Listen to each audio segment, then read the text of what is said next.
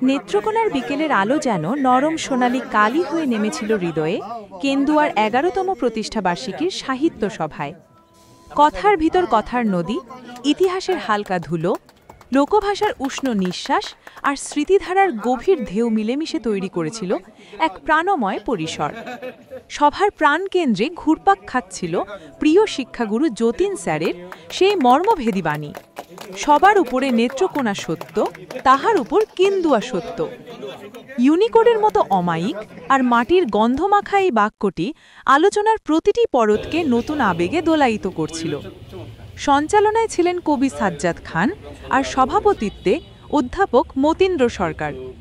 মঞ্চে বক্তব্যে যুক্ত হন ইতিহাসবিদ আলী আহমেদ খান আইয়ুব, কবি ও সংগঠক অধ্যাপক ননীগোপাল সরকার, সাংবাদিক ও ছড়াকার শ্যামলেন্দু পাল, বীর মুক্তিযোদ্ধা মোজাম্মিল হক বাচ্চু, নাট্যকার অধ্যাপক শফিকুল ইসলাম, অধ্যক্ষ আনোয়ার হাসান, কবি লোকান্ত শাওন, সংগঠক শফিউল স্বপন, ছান্দসিক কবি আরিয়ান সিদ্দিকী, পাদ্রী মিল্টন দেবনাথ, কবি তানভীর জাহান চৌধুরী, কবি এনামুল হক পলাশ, সাংবাদিক ও নাট্যকার রাখাল বিশ্বাস, বাউল আবুল বাশার তালুকদার, শিল্পী মোজাম্মিল হক, কবি পোহেলি দে, প্রগতিবাদী পিঙ্কি এবং অধ্যাপক কনক পণ্ডিত।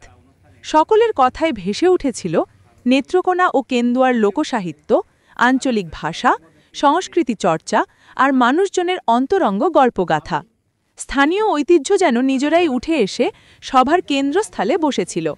অন্তিম পর্বে এক গুরুত্বপূর্ণ সিদ্ধান্ত যেন উপস্থিতদের সম্মতির বাতাসে জন্ম নিল।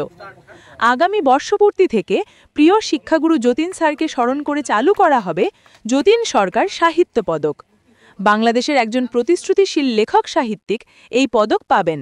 উদ্যোগটি বাতাসে নতুন প্রত্যাশার নকশা এঁকে গেল।